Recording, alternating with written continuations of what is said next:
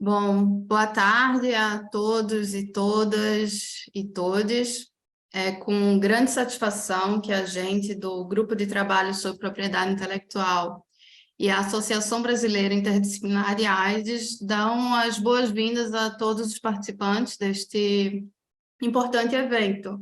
Hoje estamos aqui reunidos para explorar um tema que é de extrema relevância para o Brasil e para a América Latina, cujo título deste webinário é Desenvolvimento da vacina de RNA mensageiro e sustentabilidade para a saúde pública na América Latina. Este webinar a gente vai trabalhar, discutir, apresentar aqui, é mais uma roda de conversa sobre o potencial que a gente tem no Brasil, em nossa região, que pode revolucionar a saúde pública, e entender também os desafios e as principais barreiras que a gente enfrenta, e vem enfrentando já há muito tempo. Bom, nós temos a honra, a alegria de contar com a participação do Dr. Sotiris Missailides, que é o vice-diretor de desenvolvimento tecnológico da Biomanguinhos, Fiocruz, a doutora Patrícia Neves, líder científica e gerente do projeto da implantação do Hub, da vacina de RNA mensageiro, também da Fiocruz Biomanguinhos, e a doutora Gabriela Chaves, uma importante pesquisadora na área da saúde pública, e eles vão compartilhar com a gente suas percepções valiosas, poderia dizer. Este webinar ele está sendo gravado e teremos também tradução para o espanhol e inglês, é só colocar aqui embaixo na interpretação que os falantes de inglês e espanhol podem participar e escutar a todos. Bom, sem mais delongas, é um privilégio enorme dar início a esse webinar. Obrigada a todos por estarem aqui e tirarem um tempo de suas agendas para essa jornada de grandes aprendizados. Então, assim, eu proponho, a princípio, assim, a gente passar a palavra inicialmente para o doutor Sotiris, seguido pela doutora Patrícia Neves e, em seguida, a doutora Gabriela Chaves. E aí, depois das apresentações, a gente abre uma rodada de discussões, perguntas e colaborações de todos que estão aqui presentes, né, para favorecer o diálogo e o aprendizado. Muito obrigada mais uma vez, doutor Sotiris, doutora Patrícia e doutora Gabriela, por terem aceitado esse convite. Passo agora a palavra para o doutor Sotiris. Muito obrigado, Suzana, obrigado pelo convite e a oportunidade de conversar com vocês sobre a vacina de RNA e a sua importância na sustentabilidade e na produção de vacinas para a América Latina. Vou compartilhar minha tela. Um minuto.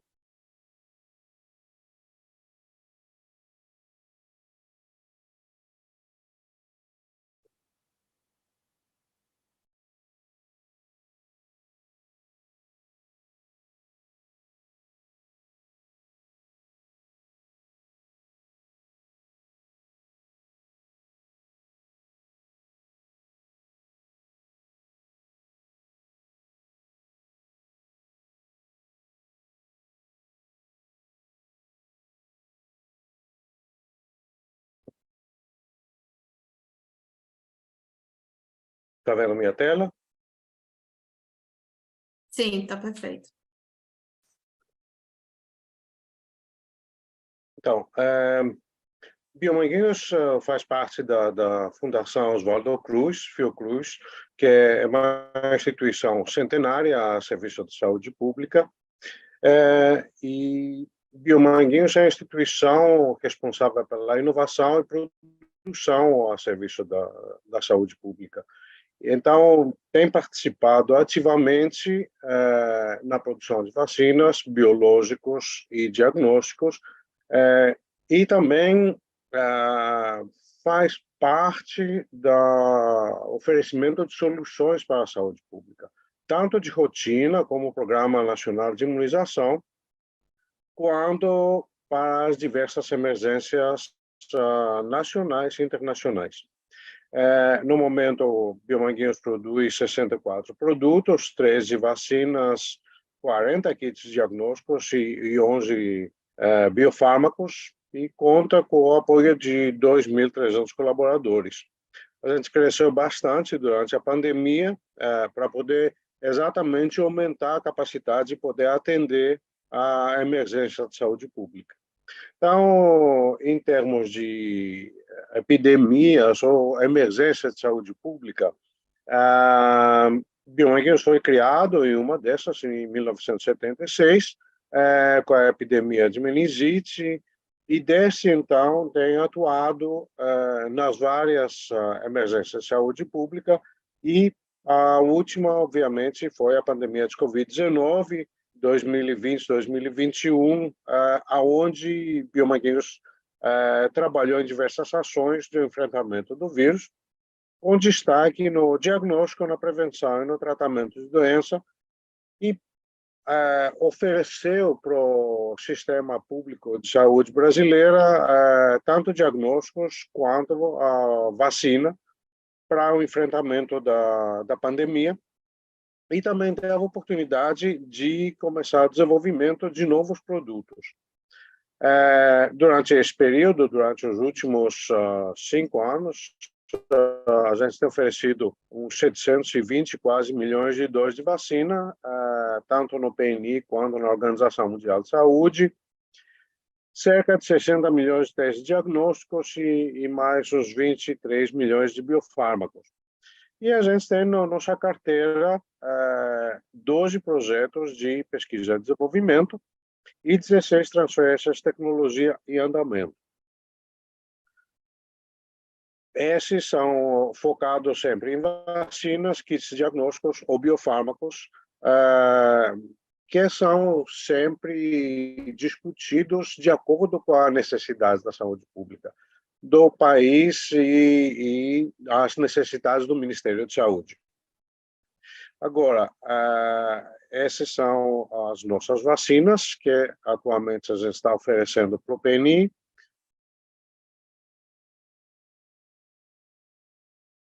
Desculpa, estou tentando me livrar dessa tela, mas sem muito sucesso.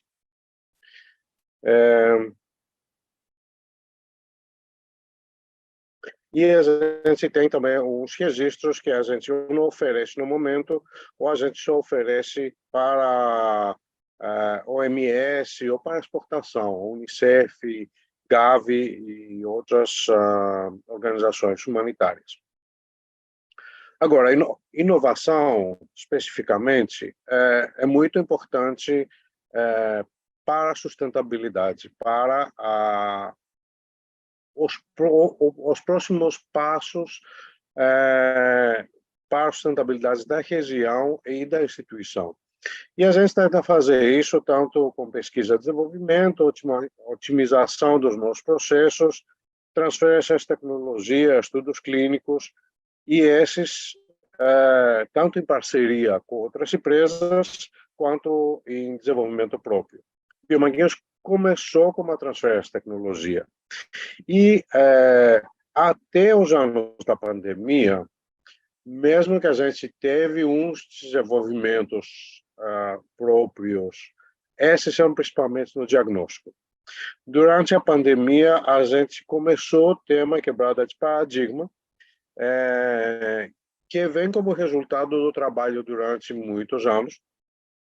Aí a gente teve, primeiro, era transferência de tecnologia, mas na época era uma encomenda tecnológica da vacina da AstraZeneca, que assumiu os riscos de trazer um produto que não estava completo, que tinha estudos clínicos no Brasil, tinha parcerias para estudo clínico no Brasil, antes mesmo da sua transferência, e isso essa também quebrou o paradigma de ser completa em 8 meses, em vez de 8 ou 10 anos, que normalmente uma transferência de tecnologia leva, mas também o desenvolvimento de diagnósticos próprios e o início do desenvolvimento da vacina de RNA, que vai ser mais o foco dessa palestra, que a gente entende que é um importante fator para o futuro, tanto da sustentabilidade da região, quanto no desenvolvimento de vacinas.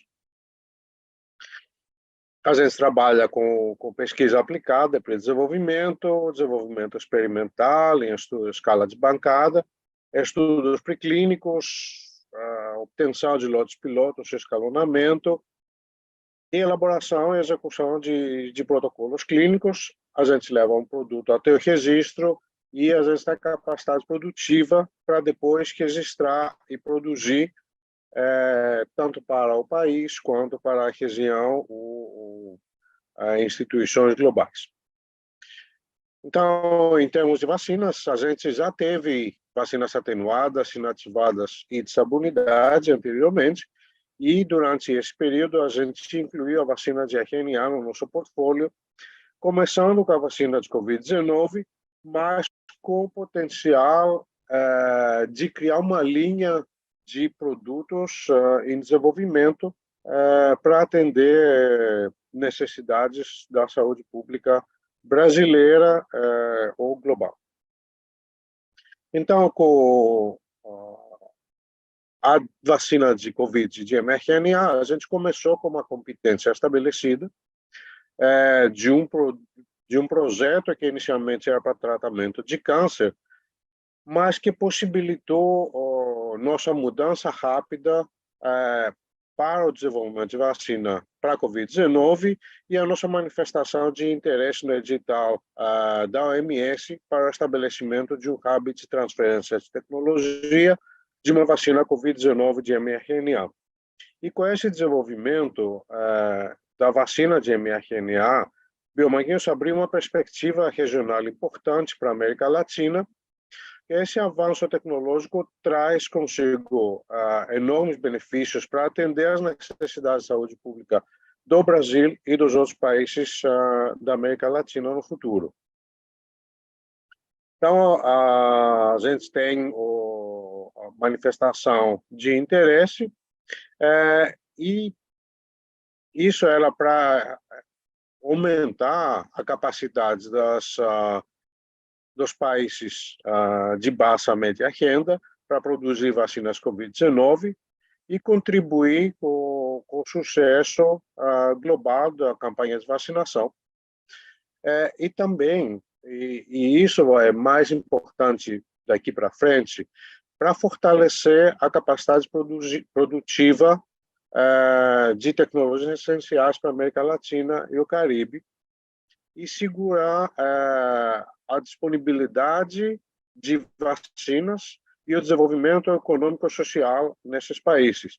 Como o atual diretor da OPAS disse, essa tecnologia de mRNA veio para revolucionar o desenvolvimento e a produção de vacinas contra a Covid-19, mas e elas se mostraram extremamente eficazes e de baixo risco, mas também ofereceu a possibilidade de expandir essa tecnologia para o desenvolvimento de outras vacinas de uso comum. E aqui é importante salientar que, até o momento, apenas empresas multinacionais como a Pfizer e a Moderna foram capazes de fabricar vacinas de mRNA. E, durante a pandemia, ambas recusaram compartilhar suas patentes e seu conhecimento de fabricação perante essa crise sanitária global, gerando uma dificuldade adicional para os países que precisavam dessas vacinas. Mais ainda, como foi publicado no artigo do Science, até recentemente, até agora, na verdade, eles pelo menos nos Estados Unidos, recusam que o uso dessas vacinas para estudos clínicos como controle para novas vacinas de RNA, tentando impedir que outras vacinas com essa tecnologia venham no mercado. Então, perante essa realidade, o desenvolvimento pioneiro de uma vacina de RNA e o uso de abordagens inovadoras, insumos inovadores para uma instituição pública brasileira como o Biomanguinhos, traz grande esperança em termos de a ciência e saúde pública e oferece um acesso amplo e democrático para o benefício de todos, tanto na região quanto mundialmente. Isso foi um ponto-chave na nossa entrada na chamada da OMS, que era para produtores pequenos e médios que pudessem estabelecer um centro de vacina de mRNA e proprietários de tecnologia interessados em se transferir essa tecnologia para permitir a produção em países de baixa média renda livres das patentes das grandes farmas. E nesse caso, como foi discutido subsequentemente, depois, considerando outras vacinas fora da Covid-19, vacinas desenvolvidas dentro desse sistema do hub são com a ideia de serem liberadas entre os membros, para que outras instituições possam produzir essas vacinas dentro desse hub, com livre acesso a patentes e a liberdade de operar e produzir essas vacinas. Então, é uma possibilidade de dividir tecnologias e nem todo mundo tem que produzir as mesmas vacinas, mas dividir também o desenvolvimento e pesquisa, desenvolvimento e o sucesso na introdução de novas vacinas. A vacina candidata de biomanguinhos foi uma tecnologia autóctone, então a gente entende que é livre de royalties, com formulações, o plasmídio, as construções desenvolvidas em biomanguinhos, como a Patrícia com certeza vai mencionar na palestra dela, com construções diferentes, formulação com nanopartículas lipídicas, expressão de antígenos aumentada e prolongada, possibilidades de uso de menores doses de RNA, oferecendo melhor segurança, e opção de entrega de vetor único de antígenos múltiplos, no caso da nossa vacina de RNA autorreplicativo. Isso não é o caso na vacina de mRNA tradicional, que também a gente desenvolveu. Essa vacina tem passado por vários estudos preclínicos e a gente recentemente fizemos um acordo para apoio dos testes toxicológicos assinado com a OPAS mês passado. A gente tem parceria para comparar o nosso processo produtivo automatizado com o processo produtivo da Friesen na África, para poder melhor atender também a eficiência e economicidade no processo produtivo, e um domínio tecnológico para outras vacinas e biofármacos que possibilita enfrentar vários desafios de futuras doenças infecciosas. E também oferece uma ampla capacidade instalada de fabricação de IFA, que pode ser utilizado tanto internamente quanto em parceria com outras instituições, que a gente está discutindo tanto com outras instituições públicas quanto privadas da região para poder oferecer e ampliar essa capacidade. Então, o hub de mRNA, para a produção tanto local quanto regional, oferece uma garantia de suprimentos, uma sustentabilidade, uma redução de custo, um aumento no acesso a produtos seguros, eficazes e de alto valor agregado, aumento no número de produtos ofertados, aumento na capacidade produtiva e tecnológica nacional ou regional, uma redução na dependência produtiva e tecnológica e um incentivo ao desenvolvimento tecnológico. E aqui é importante dizer que, durante a pandemia, a gente evidenciou de forma contundente a importância da produção local ou regional de insumos farmacêuticos, medicamentos e vacinas, para evitar essa dependência nas grandes empresas farmacêuticas multinacionais. a gente viu nesse período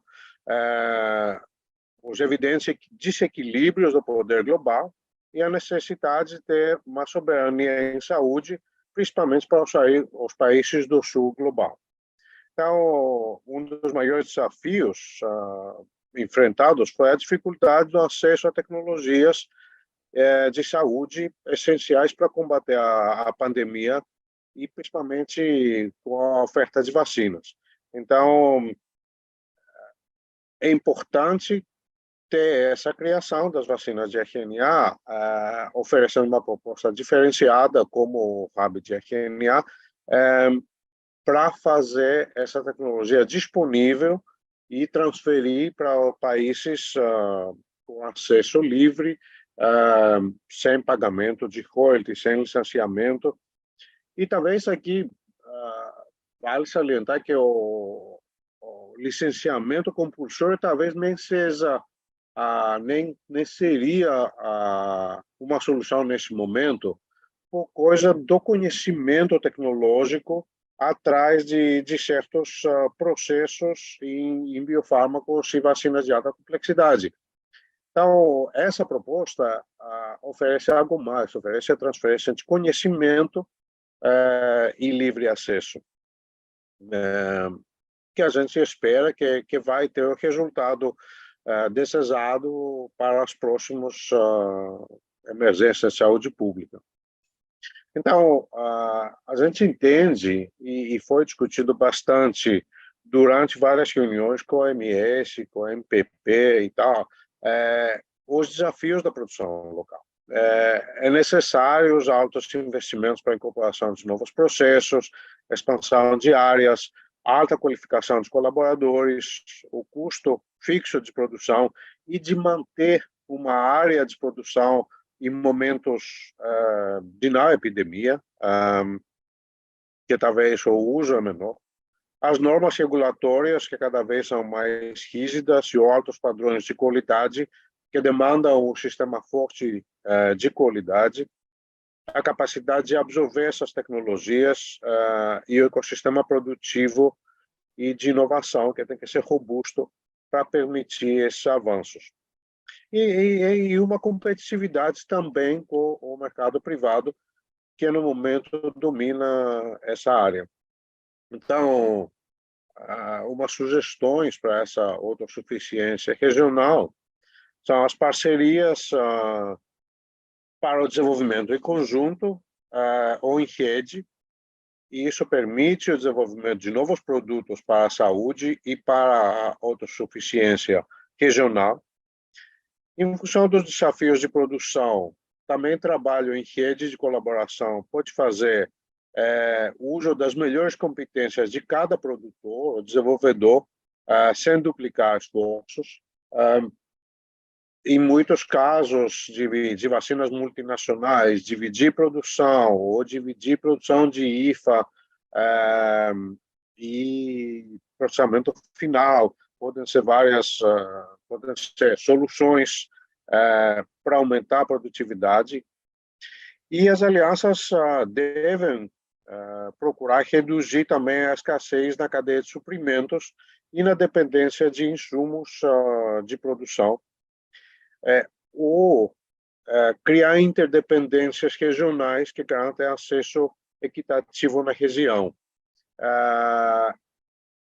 Só a produção da vacina de RNA, por exemplo, talvez não é solução por si só, porque ainda a gente depende na região da compra de insumos que vem do norte global, vem dos Estados Unidos, da Europa. Então, criar uma autossuficiência, uma suficiência regional, também na cadeia de suprimentos, garante esse acesso equitativo na região. E também a introdução dos novos produtos para a saúde deve considerar as demandas públicas dentro de uma perspectiva ampla, visando cada vez mais a equidade e a responsabilidade social junto aos demais países. Isso me traz quase no final da minha fala, mas recentemente eu participei representando Biomanguinhos numa outra iniciativa, que era o Global Vaccine Research Collaborative, que era uma iniciativa do CEP e da PAR, dentro do grupo de G20, do grupo de trabalho em saúde, para criar uma rede que não foca mais na transferência de tecnologia ou nos acordos comerciais, mas sim na pesquisa e desenvolvimento. E isso pode promover uma sustentabilidade e uma independência regional, criando novos produtos para a região. E também visa em criar uma biblioteca de vacinas que pode ser usada rapidamente em momentos de emergências. As vacinas de RNA são ideais para esse uso. Não são únicas, mas oferecem grandes vantagens para rápida adaptação. E a gente viu, por exemplo, nas vacinas atuais, como foram adaptadas para os novos sorotipos durante a pandemia de Covid-19. E isso oferece uma possibilidade de uso rápido, em sintonia com o plano de desenvolvimento de 100 dias da CEP e o livre acesso que tanto a CEP quanto a OMS vem trazendo.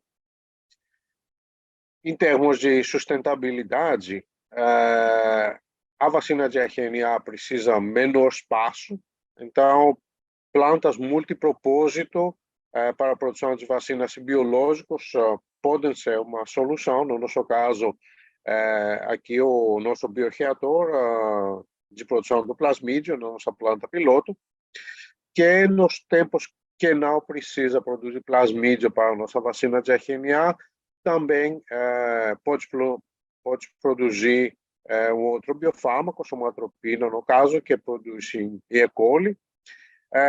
Na mesma área, a gente tem produção da nossa vacina pneumo, ou outras vacinas de sabunidade.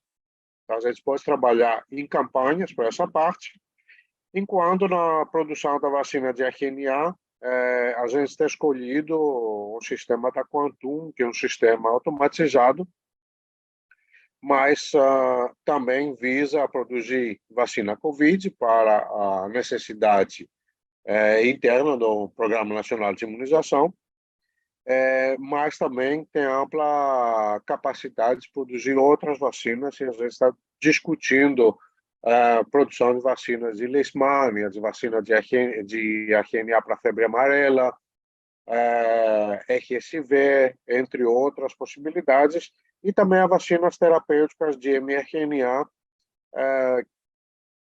ou até a produção de biofármacos usando essa tecnologia e outras tecnologias de RNA. Isso era só para mostrar que, em termos de necessidade diária, essas áreas em vermelho são as áreas de plasmídio, produção de RNA e encapsulamento.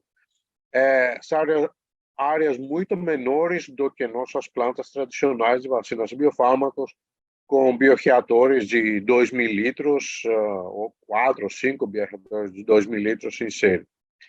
Então, isso faz que essa tecnologia fica também mais viável para produtores menores que precisam colocar uma planta em menor tempo e com menor custo de produção e de operação.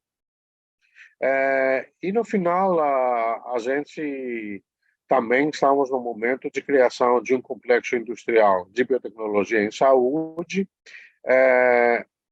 No início, esse centro vai mais ser focado na produção, no processamento final, mas isso permite produção de 120 milhões de frascos de vacinas e biofármacos, ampliação do nosso atendimento a demandas brasileira e mundial, alto nível de automação e uma instalação sustentável no modelo de Build to Suit, que visa fortalecer essas capacidades de produção e capacidade tecnológica nacional, mas também aproveitar cadeias de valor regionais para apoiar a produção local e regional, oferecendo, por exemplo, a possibilidade de atuar como CMO para o processamento final, com IFA de outras empresas nacionais ou regionais, para apoiar necessidades de saúde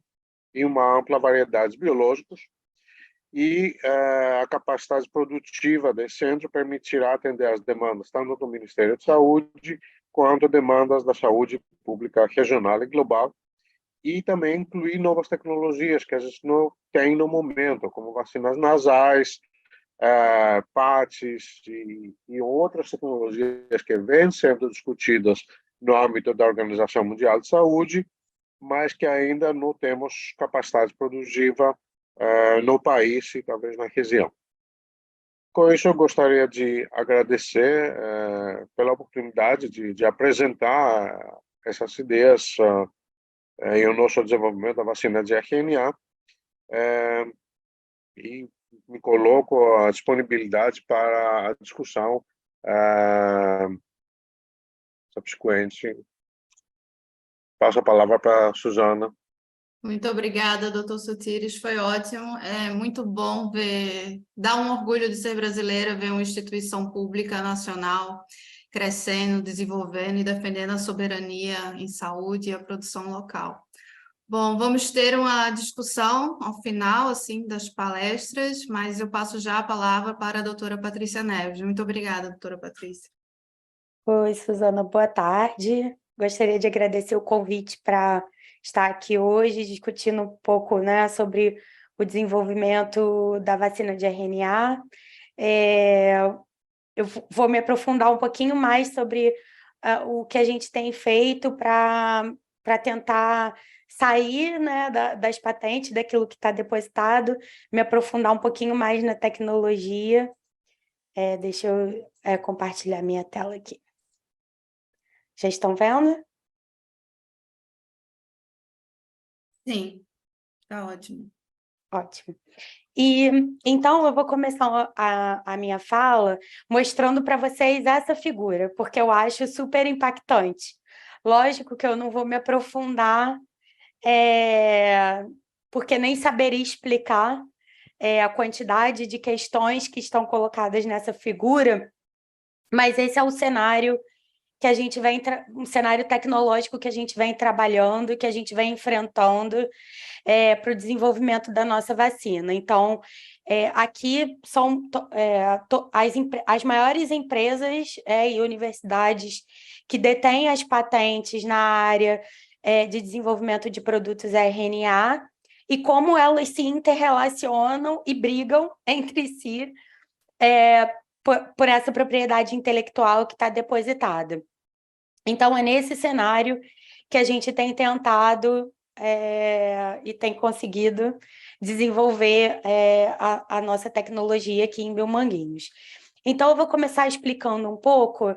Desculpa, eu vou me aprofundar um pouquinho na parte técnica, mas não tem muito como tocar nessa questão da patente sem explicar um pouco da tecnologia, que, na verdade, dentro do campo das vacinas de RNA, a gente tem duas tecnologias principais em termos da estrutura do RNA, né? Então, a primeira delas que a gente começou trabalhando aqui em Biomanguinhos, que a gente ainda trabalha porque a gente acha que é uma tecnologia bastante promissora, é a tecnologia de RNA autorreplicativo.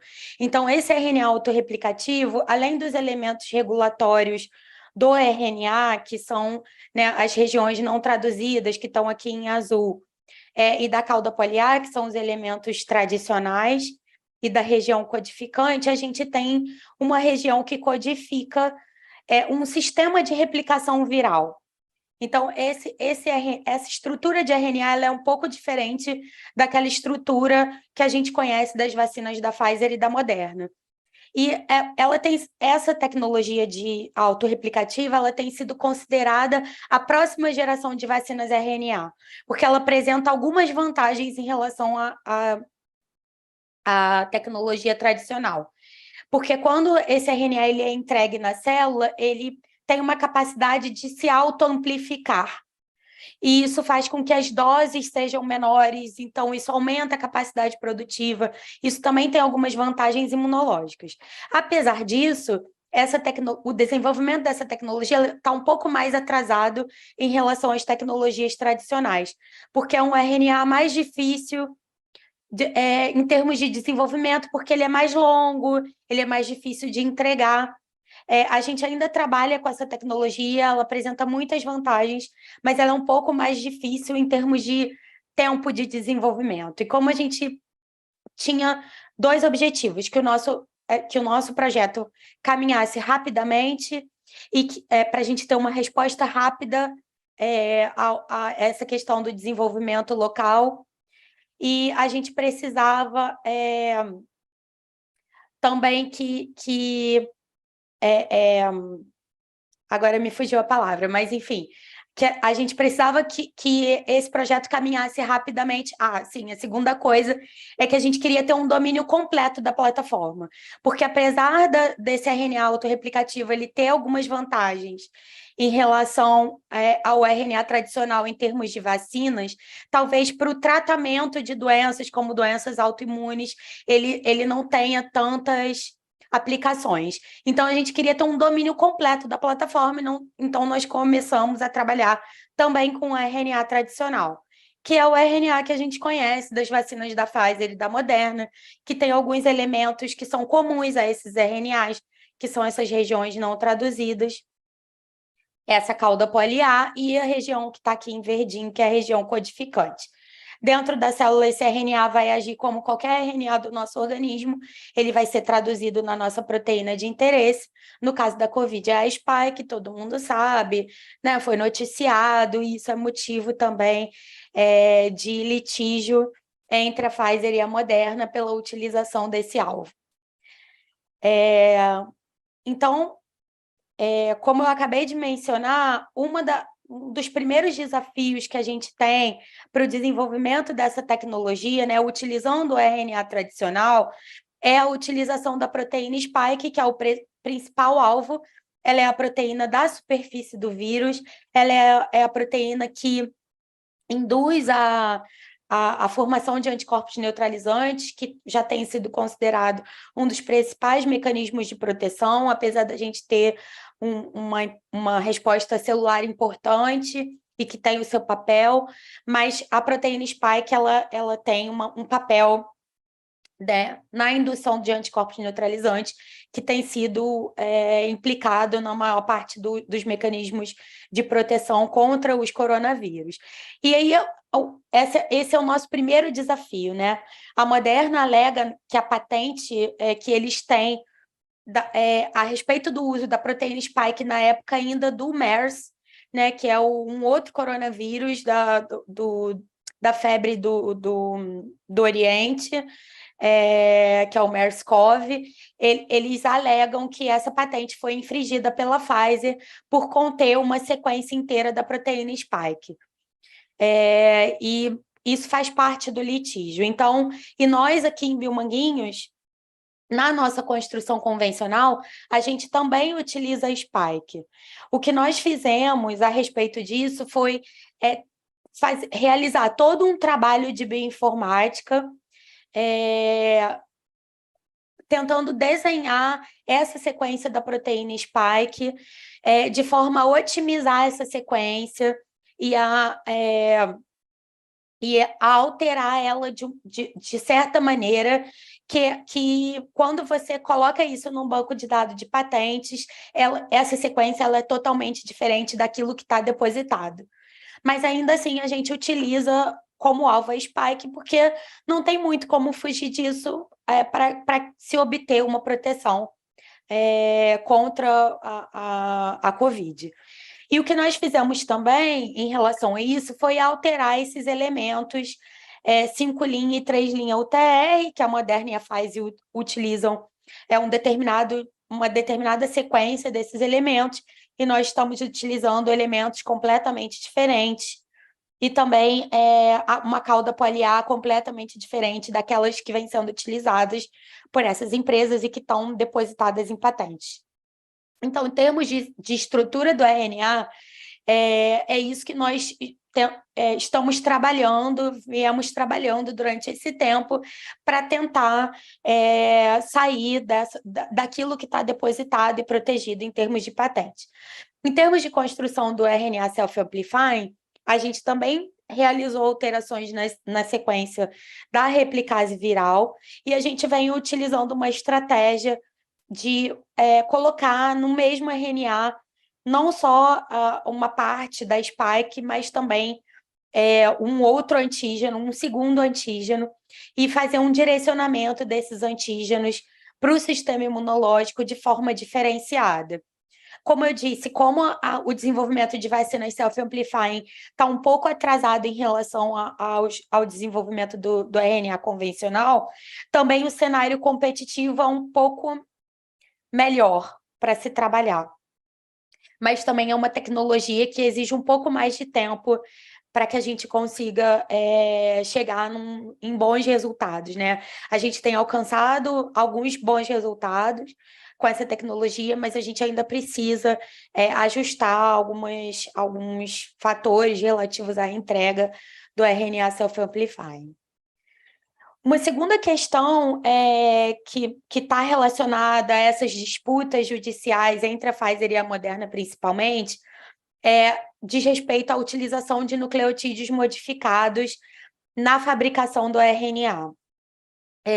Então, a Pfizer e a Moderna, elas vêm utilizando esse composto, que é a N1-metilpseudouridina, que é uma uridina modificada.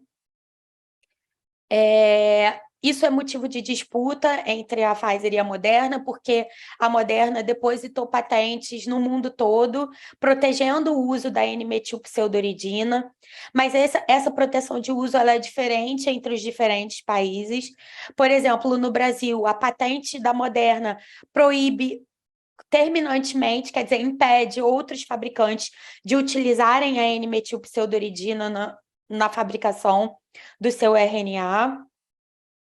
E na Europa, por exemplo, a patente é ligeiramente diferente. A patente que foi concedida para a Moderna na Europa proíbe a utilização de 100% da molécula contendo N-metilpseudouridina. Então, é algo mais fácil de se contornar do que a patente que foi concedida no Brasil. Porque aí, por exemplo, a gente pode utilizar 95% da composição de N-metilpseudouridina e 5% da uridina convencional, e a gente estaria saindo da patente no caso da Europa. Mas no caso do Brasil, não.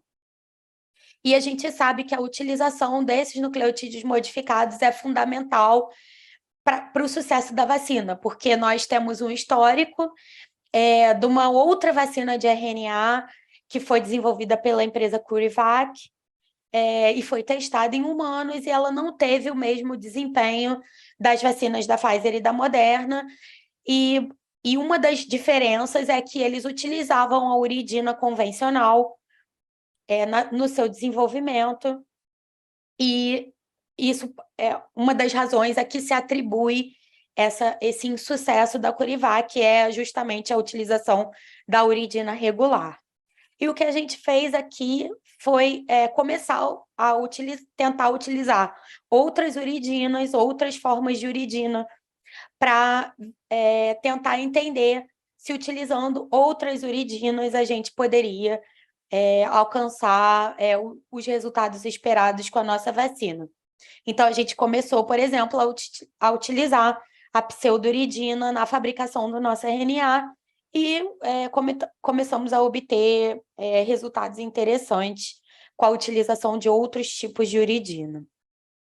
Então, aqui é a lista de patentes, né, relacionadas a essa proteção da metilpseudouridina, que estão depositadas no Brasil, e essa patente que eu estou me referindo é essa aqui, onde eles protegem qualquer polinucleotídeo contendo metilpseudouridina, e isso impede a gente de utilizar esse composto na fabricação da nossa vacina. E aí, quando a gente vai na literatura comparar essas uridinas, A gente sabe que a N-metilpseudoridina ela já foi utilizada com sucesso em humanos, né? A gente sabe do sucesso das vacinas da Pfizer e da Moderna. Em alguns sistemas, a metilpseudoridina confere melhor expressão e estabilidade da proteína, em outros não, mas a gente tem esse impedimento pela patente da Moderna. E a pseudoridina, ela é um composto natural.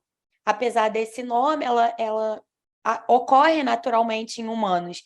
Então, eventualmente, os nossos próprios RNAs contêm pseudoridina. Ela não é a mais abundante nas nossas células, a mais abundante é a uridina convencional, mas ela é um composto natural. Então, teoricamente, em alguns sistemas, ela nem pode ser patenteada. O desempenho da pseudoridina foi ligeiramente melhor no sistema que a gente está utilizando, e ela, teoricamente, seria livre para uso, ao menos no nosso território. Mas ela nunca foi utilizada até o momento em estudos clínicos, justamente porque as empresas estão dando preferência à utilização da N-metilpseudoridina. Mas, por exemplo, aqui a figura está bem pequenininha, mas talvez vocês possam enxergar, em alguns sistemas celulares, a gente vê um desempenho até bem melhor da pseudoridina, né, que é esse símbolozinho aqui, do que da N-metilpseudoridina em termos de expressão da proteína. Então, a pergunta que a gente começou a se fazer e que eu queria levantar aqui para discussão é por que, então, se coloca tanto que a utilização da N-metilpseudoridina é quase que obrigatória, por que ela foi tão incentivada e por que, né, se a gente teria algumas outras alternativas para utilizar, porque a utilização da N-metilpseudoridina é motivo de briga judicial entre a Pfizer e a Moderna. E aí a gente passa para um terceiro ponto que é bastante sensível para nós, que além da estrutura do RNA e daquilo que a gente discutiu até agora e que a gente tem tentado, né, se esquivar, a gente tem também todo um cenário de competição e de patentes relacionadas às formulações lipídicas que são parte fundamental do sucesso da tecnologia de RNA. Porque a nanopartícula lipídica ela protege o RNA da degradação e ela promove a entrega desse RNA na célula, e foi um dos principais avanços dentro da tecnologia de RNA que permitiu que ele tivesse o sucesso que ele teve durante a pandemia. Então, também é um cenário extremamente complexo, envolvendo o patenteamento de lipídios e também das formulações nanolipídicas, e uma coisa ou outra de infringir a sua patente. Essas patentes dizem respeito principalmente à propriedade intelectual de um dos lipídios da formulação, que é o lipídio ionizável. No caso da Moderna, eles patentearam essa molécula, que é o SM102, e no caso da BioNTech ou da Pfizer, eles licenciaram esse lipídio, que é propriedade intelectual de uma outra empresa e que licenciou para utilização na vacina da Pfizer. Esses outros lipídios são de livre utilização, eles já, né, colesterol é uma molécula natural, a fosfatidilcolina também, e alguns outros lipídios pegylados também já têm uma utilização mais comum, né? Mais livre. Mas o lipídio ionizável é uma questão importante. E, além disso, também outra coisa que é o objeto de disputa judicial são as concentrações molares desses lipídios usados na composição da nanopartícula lipídica, e que também são objetos de patente dentro de determinadas faixas, dependendo do território. O que a gente tentou fazer aqui foi buscar lipídios que sejam livres de propriedade intelectual, então, como uma estratégia de aumentar a acessibilidade, não só do nosso território, mas também de outros territórios participantes do Hub. A esses lipídios, a gente buscou análogos dos lipídios que já estão patenteados e cuja patente não cobrisse essas estruturas dentro dos territórios de interesse. Então, a gente identificou 2 análogos. Um deles a gente sabe que é livre para utilização no Brasil e América Latina, mas não nos Estados Unidos e Europa. E o outro, a princípio, é um lipídio livre para utilização em todos esses territórios. Então, com o análogo 1, a gente fez uma série de testes, a gente teve muito bons resultados, mas a gente encontrou uma barreira a respeito do local de fabricação desse lipídio, porque as patentes impedem a fabricação desse lipídio para utilização comercial nos Estados Unidos e Europa. E aí nós ficamos paralisados durante um bom tempo, pelo menos uns 6 meses, porque a gente não encontrava um local que pudesse produzir esses lipídios em boas práticas de fabricação para que a gente pudesse utilizar nos nossos estudos clínicos. Então, nós fomos obrigados a buscar um outro análogo que fosse livre para utilização e nós identificamos uma empresa que consegue produzir esse análogo sem problemas em relação a essa infração de patentes. Então, aqui é só para mostrar que, né, um dos lipídios patenteados e os 2 análogos, e a gente vê que o desempenho é bastante semelhante. Então, a gente está seguindo com essa estratégia de ter esse lipídio livre para utilização, e nós trabalhamos também nas proporções, tentando escapar um pouco também daquilo que está descrito nas patentes. Mas eu queria finalizar também levantando uma outra questão para a discussão final, que, como eu demonstrei, né, no meu primeiro slide, e depois no slide a respeito da composição das nanopartículas lipídicas, é que o ambiente que a gente está atuando é de alto conteúdo tecnológico e é extremamente competitivo e complexo. Então, muitas empresas estão buscando dominar essa plataforma pelo potencial que ela apresenta, não só para o desenvolvimento de vacinas rapidamente, em caso de emergências sanitárias, mas também para o desenvolvimento de outros produtos de interesse em saúde pública. E isso, dentro desse cenário extremamente complexo, a gente tenta fazer o nosso resguardo em relação a essa infração das patentes, mas a gente ainda tem muitas incertezas. A gente monitora essas patentes, o nosso NIT faz todo um trabalho, né? Existe um trabalho também da OPAS em relação a isso, para os territórios de interesse na América Latina, mas a verdade é que a gente está afrontando instituições poderosas, e a gente realmente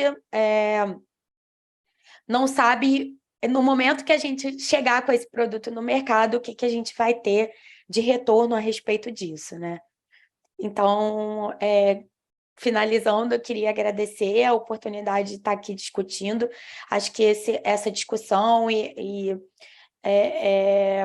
essa oportunidade é extremamente importante, valorosa para nós, porque, como eu disse, é um ambiente bastante delicado, aquele que a gente opera. Então, eu só tenho a agradecer.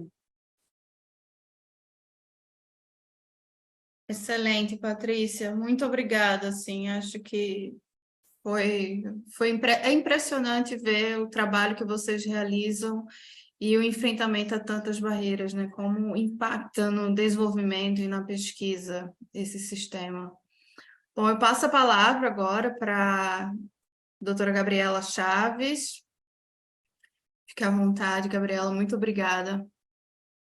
Obrigada, Suzana, Veriano, e também pela apresentação da Patrícia, que já antecipou as questões, e do Sotiris. Eu acho que eu vou fazer uma fala mais geral, mais alinhada com a apresentação da Patrícia, tá? Foi um pouco... eu acho que a ideia aqui também da gente estar conversando com a sociedade civil, e, né, diferentes grupos e atores de diferentes áreas trabalhando no enfoque da saúde pública, também a gente trazer reflexões sobre os diferentes desafios, né? Então, esse trabalho só para reconhecer, ele também é resultado um pouco de um esforço que a gente fez no ITPC Global, com um grupo de cientistas da Argentina e do Brasil. A gente tem mais experiência na área de patentes. É claro que o panorama, a gente até coincidiu, Patrícia, com alguns slides. Vou trazer um panorama do mundo para a gente pensar esse nacional, que eu acho que, de alguma maneira, a Patrícia já respondeu dos desafios, né? Mas, como eu não sabia, eu dosei de outra maneira, talvez, a reflexão, focada nas questões das patentes, tá? Então, eu acho que eu fiz a apresentação em portunhol, que é o idioma generoso de diálogo e tolerância da nossa região,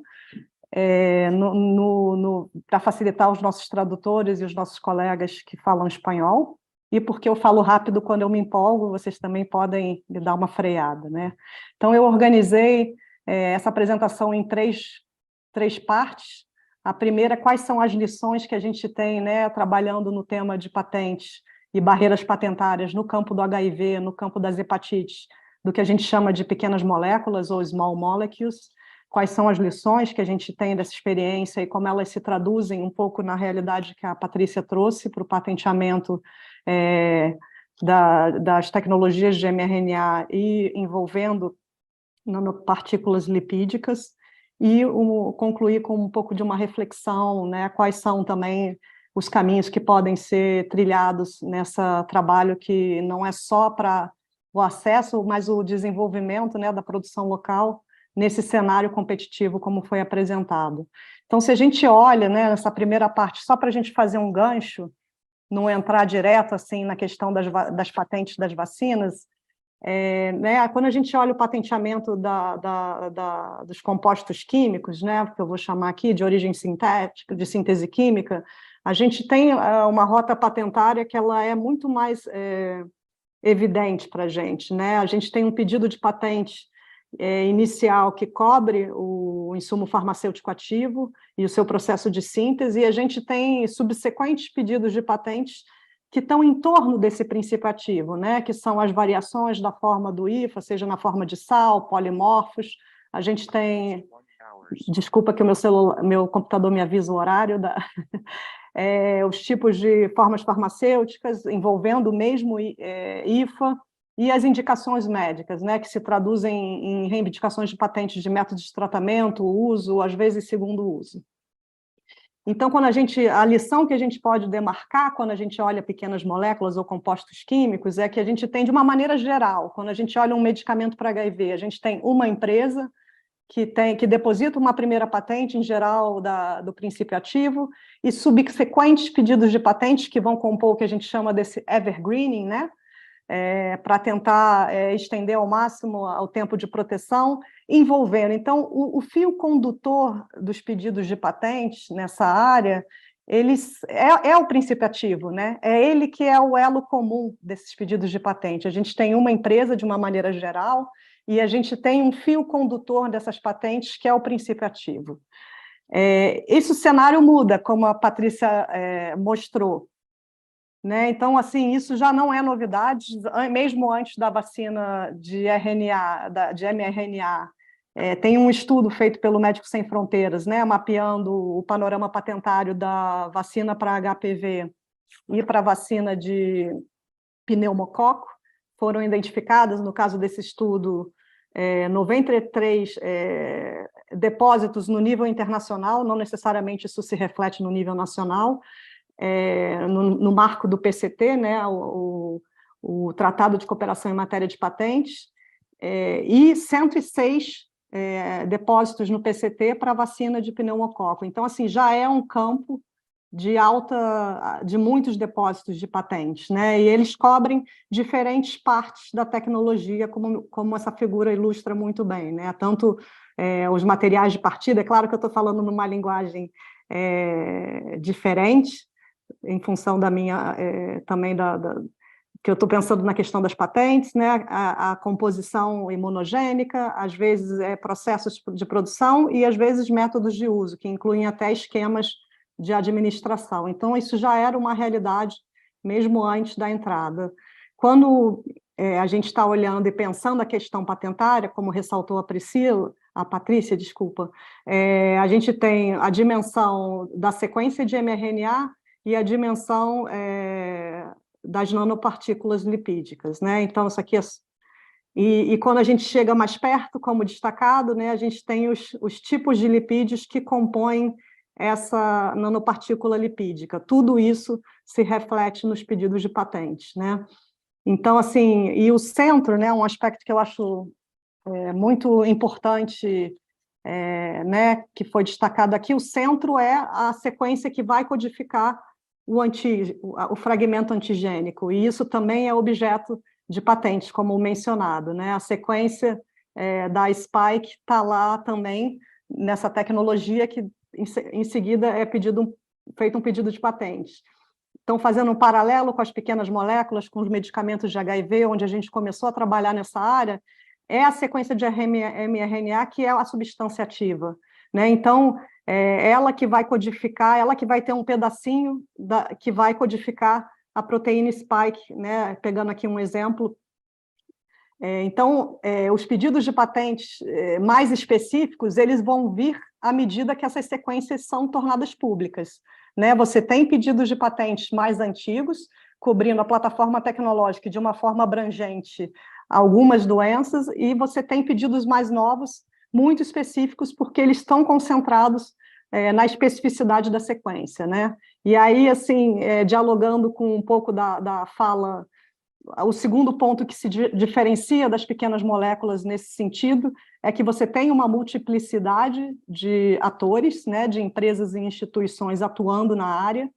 Elas se relacionam, como a Patrícia falou, sejam por depósitos de patentes conjuntas, sejam por relações de licenciamento, seja por oposições de patentes ou ações judiciais. Então, o panorama não é só complexo porque tem mais componentes da tecnologia, mas é também porque você tem mais atores atuando no campo e na propriedade intelectual.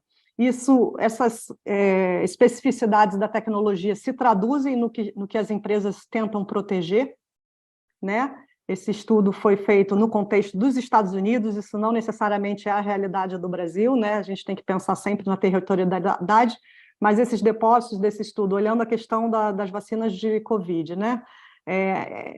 Vão ter reivindicações, que é o elemento do pedido de patente que se tenta, né, que é o que se quer proteger, tentando proteger não só a composição da nanopartícula, mas os lipídios individualmente, como mencionou, a questão da vacina, uma dimensão de reivindicações relacionadas ao mRNA, que envolve sequência, que envolve variantes e outros aspectos que compõem o mRNA, e os aspectos da resposta imune, das proteínas, das células, etc. Então, a complexidade, os elementos, os componentes da tecnologia também são traduzidos nas diferentes reivindicações, né?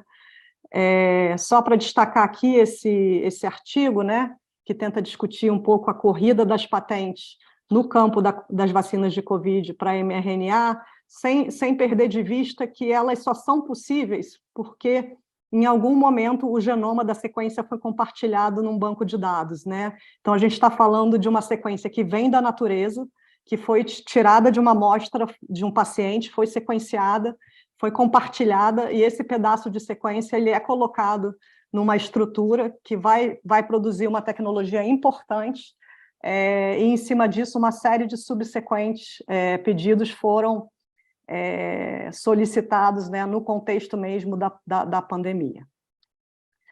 O segundo ponto que foi destacado aqui também antes, mas eu acho que é uma tendência que é interessante e uma dos desafios, né, é que também muitas reivindicações, né, os aspectos do que se quer proteger num pedido de patente, eles são muito parecidos, eles são muito próximos.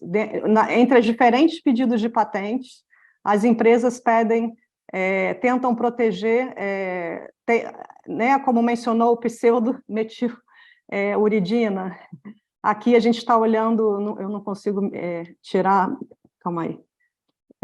A gente está olhando os lipídios aqui, né? Se tenta proteger mesmo esses outros lipídios que né, que já são de uso comum, mas tem uma tentativa, né? Então, A abordagem, então, são reivindicações que em algum nível se sobrepõem ou são excessivamente abrangentes ou são muito próximas umas das outras. Então, outro desafio, outra tendência no patenteamento é a questão, né, desse escopo muito amplo. Né? Então, você tem pedidos de patentes que já estão tentando proteger vacinas de mRNA para as variantes, uma ou mais variantes. Como mencionou, nanopartículas lipídicas, você vai ter reivindicações com fórmulas do tipo Marcus, que é usado, né, a estrutura para gerar uma série de outros compostos e dali derivar uma série de lipídios. E você tem também reivindicações tentando proteger sequências com pelo menos tantos por cento de identidade com uma outra sequência. Então, isso vai criando o que se está tentando, né, se criar espaços muito amplos de proteção. Então, existe um trabalho, né, de não assegurar que a forma como esses pedidos estão sendo solicitados e de forma excessiva e de formas... Existe um papel muito importante no exame de patentes para que essas questões possam ser endereçadas, né? No trabalho, né, do programa de mRNA do Hub, o Medicines Patent Pool, né, já divulgou um primeiro patent landscape, né, um primeiro horizonte patentário das vacinas de primeira geração, né, um segundo trabalho, como foi colocado, também olhando variações da tecnologia e a aplicação da tecnologia para outras doenças. Então, novamente, qual é a sequência que está codificando e relacionada aqui doença, né? Então, assim, esse campo ele é amplo e tem sido feito um esforço de mapeamento, e não só de mapeamento, de categorização, né, para tentar facilitar a compreensão desses espaços que estão sendo colocados. E aí, só para concluir, deixar aqui algumas reflexões, né, eu acho que as principais lições, quando a gente parte das pequenas moléculas, dos compostos químicos, para o momento atual, a gente estava falando lá, para cada medicamento a gente tinha uma empresa, digamos assim, específica, com aqueles pedidos. Aqui a gente tem um amplo grupo de empresas trabalhando nas diferentes partes da tecnologia. A gente tem um horizonte de patentes, né, de uma forma retrospectiva, focada na plataforma, mas de uma maneira mais prospectiva, na medida em que essas sequências são divulgadas e vai se criando mais especificidade. E eu acho que é isso, eu acho que esse diálogo ele é importante, porque eu acho que a colaboração entre os atores no campo, né, do interesse público, da saúde pública, voltada para o interesse público, ela é muito importante. Eu acho que o monitoramento da dinâmica dos pedidos de patente internacional ele é muito importante, mas também ver quais são os reflexos na região, o que está sendo depositado na região. Nesse contexto, né, a importância do uso das salvaguardas, entender que a questão patentária ela é um elemento que precisa ser tratado quando se pensa numa estratégia de produção local, e nesse contexto, né, o papel dos escritórios de patentes e das diretrizes de exame de patentes na área de biotecnologia, para que possam estar evitando a concessão dessas reivindicações amplas, que possam estar cobrindo, inclusive, tecnologias futuras, né? Assim, de pensar um exame de patentes na área de biotecnologia que tem uma perspectiva da saúde pública nesse sentido. Então, era isso. Obrigada.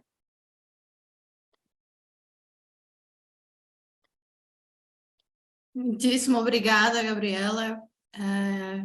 Doutora Gabriela, a gente pode agora já iniciar uma rodada de conversas, de considerações, caso queiram fazer alguma pergunta. Temos aqui o Pedro Vilardi, primeiro a levantar a mão. Pedro, fica à vontade. Salve todas e todos. Queria agradecer muito as apresentações. Infelizmente, não cheguei a tempo da apresentação do Dr. Sotiris, mas a apresentação da Patrícia e da Gabriela foram impressionantes, né? Eu acho que no campo do acesso a medicamentos existe sempre esse desafio de democratizar o conhecimento, então queria estender o meu parabéns à Bia por continuar nessa luta, né, de promover esse tipo de espaço em que o conhecimento científico pode se transformar em ação política. Acho que isso é fundamental. Do ponto de vista da Internacional de Serviços Públicos, desculpa, não me apresentei, sou Pedro Vilardi, sou assessor regional para a equidade em saúde da Internacional de Serviços Públicos, que é uma federação sindical global que representa mais de 30 milhões de trabalhadores e trabalhadoras em todo o mundo. A gente vem trabalhando muito o tema da produção local, né, principalmente na Interaméricas, e ver o trabalho que o Hub tem feito é muito impressionante, e aí a gente vê a importância do papel das políticas públicas, do Estado, do financiamento público para o desenvolvimento de tecnologias que estejam em domínio público, né? O trabalho que a Patrícia descreve de buscar alternativas que não estejam patenteadas para seguir o trabalho, né? Para seguir essa busca por uma tecnologia que seja livre de patentes, que esteja em domínio público e que efetivamente vai salvar vidas, é muito impressionante. E eu acho que isso coloca uma questão que eu acho que a Gabriela também traz, que né, que eu acho que a gente tem que cobrar dos nossos governos, né, chamados progressistas, que o interesse público ele tem que ser horizontalizado por todo o governo. Na verdade, não é importante, é claro, que a Fiocruz esteja, né, com essa mentalidade, né, de buscar tecnologias que não estejam patenteadas para fazer avançar o desenvolvimento de uma vacina de mRNA, mas isso pode cair por terra no momento em que a MDIC está totalmente alinhado à indústria farmacêutica transnacional e vai colocar em prática um plano de concessão de patentes no INPI em 6 meses, não é? Que o INPI tem que conceder patentes em 6 meses. Então, quer dizer, isso faz do governo um governo esquizofrênico. Assim, é claro que é melhor essa esquizofrenia do que o entreguismo total, que era o que a gente tinha antes, né? Pelo menos a gente tem por onde batalhar. Agora, eu acho que cabe a nós também fazermos chegar essa visão do interesse público, fazermos chegar, né, a demanda, né, para que o interesse público seja horizontalizado por todo o governo, nesses diferentes ministérios, não é? E por fim, dizer também da importância, né, que o tema tributário tem nisso tudo, né? Eu acho que a Bia também é muito pioneira em trazer diferentes temas para a mesa, né? E, e ter essa visão interdisciplinar, né, que já está no nome da Bia. Recentemente, em Cartagena, houve a cúpula sobre tributação justa, e sem uma tributação justa, né, sem realmente buscar recursos dos super ricos e dos bilionários para financiar esse tipo de esforço que a gente viu aqui a Patrícia descrevendo, não vai ser possível, enfim, a gente ter um financiamento público adequado para esse tipo de pesquisa, né? Então, o tema do financiamento público passa muito pelo tema da tributação. De novo, meus parabéns à Bia, Suzana, Veriano, por continuar nesse esforço, né, de democratizar o conhecimento, porque só assim a gente pode transformar um tema técnico em um tema político.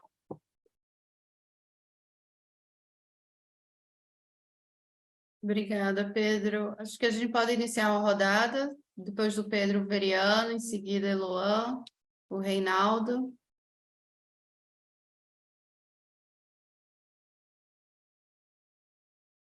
Abriu, né? Na verdade, seguindo o que o Pedro colocou, eu também queria, em nome da direção da BIA, agradecer as excelentes apresentações e agradecer muitíssimo a presença tão, não só interdisciplinar que está aqui, mas intersetorial e principalmente internacional, né? Temos colegas aqui de diferentes países, não só inclusive não só da América Latina, então agradecer muitíssimo essa participação e também só reforçar esse lugar, né, da nossa aqui, enquanto sociedade civil, de buscar essa democratização do conhecimento, que é uma expressão, um conceito, né, muito bem trabalhado pelo Betinho, que é o nosso fundador, e desenvolvido, né, dentro da BIA e do GTPI, no sentido de levar esse debate também à opinião pública, ao domínio público, porque a gente, né, cria horizontalidade, né, Pedro, no interesse público também com a participação do público, né, mostrando a importância de estarmos não só restrito aos escritórios da ciência, da academia ou dos ministérios, né, mas levar isso para a sociedade civil. E a gente tem tentado fazer isso ao longo desses 30 e poucos anos, com muita dificuldade, porque financiamento não é fácil para esse setor aqui, né? Além das perdas que a gente tem. Esse ano perdemos o Jorge Belloc, que foi um pioneiro nessa democratização do conhecimento sobre vacinas. Então, essa atividade de hoje também se insere quase que nessa trajetória, ou melhor, até nessa tradição, né, que nós já temos de procurar formar essas alianças e para criar um efeito mesmo de solidariedade para avançar no interesse público, né, por justiça, não só no acesso ao conhecimento, mas aos bens que o conhecimento nos propõe, né, nos traz. Então, é isso, era só trazer essa consideração e, claro, e agradecer mais uma vez essa participação tão rica, né, interdisciplinar, intersetorial e internacional. Tá? Então, acho que, Suzana, aí, obrigado. Eu já passo a palavra para a Eloan. Muito obrigada, Eloan, por contar com sua presença aqui. Prazer foi todo meu, Suzana, o convite. Quero parabenizar realmente Sotiris, não conheço, mas parabéns pela sua exposição e por essa perspectiva de compartilhamento regional em relação ao desenvolvimento de vacinas, novas moléculas e biotecnologia. Patrícia, pelo seu esclarecimento total. Eu sou Eloan Pinheiro, não sei se vocês me conhecem, eu fui diretora da Fiocruz. Eu sou da parte dos medicamentos, a biotecnologia é uma novidade para mim, com toda a minha idade, né, como vocês sabem. Parabéns à Gabriela, que, como sempre, brilha nessa questão de patentes, mas eu quero ressaltar o quanto ruim a patente, né? Realmente o quanto nocivo é esse critério que foi adotado na década de 90, em 1994, com a criação da OMC, colocar patente de produto numa reta, como foi colocado. Isso só trouxe malefícios para a saúde pública, só trouxe malefícios para a ciência, só trouxe malefícios para uma sociedade como um todo. E é isso, Pedro, realmente a gente tem que politizar em termos de nosso governo, mas a gente tem que politizar internacionalmente também. Vai ter uma reunião da OMC esse ano, no final desse ano, a gente tem que buscar que os governos levem uma posição concreta em relação a ter patente na Organização Mundial do Comércio. A gente tem que ter uma certa coerência quando a gente fala que saúde é pública e saúde não é comércio. E quando está na OMC, se torna comércio. Não tem saída. A dinâmica adotada pelas grandes empresas, seja em produto sintético e agora em biotecnológico, só trouxe morte, só trouxe malefícios e só trouxe realmente retrocesso para a ciência. E eu realmente, na minha história de anos, né, Veriano, nós estamos há anos, há quanto tempo estamos, né? Para mim, desde a década de 80 que eu venho lutando, entendeu, na indústria farmacêutica, na década de 90, lutando contra patentes, e, evidentemente, agora vejo uma geração nova, brilhante, lutadora e guerreira. Está entendendo? Estou vendo o Reinaldo, que há quanto tempo eu não via, Covid nos afastou, né, Reinaldo? Prazer em te ver, meu querido amigo. Mas eu acho que a gente tem que politizar essas questões, a gente tem que lutar com mais força junto aos governos progressistas, né, de forma que a gente tenha soluções intermediárias, que é seletivizar o que não pode ser patenteado porque leva à morte, como vacinas, né, ou como determinados medicamentos, e, ao mesmo tempo, lutar globalmente para que patente não faça parte de uma organização comercial como é a OMC.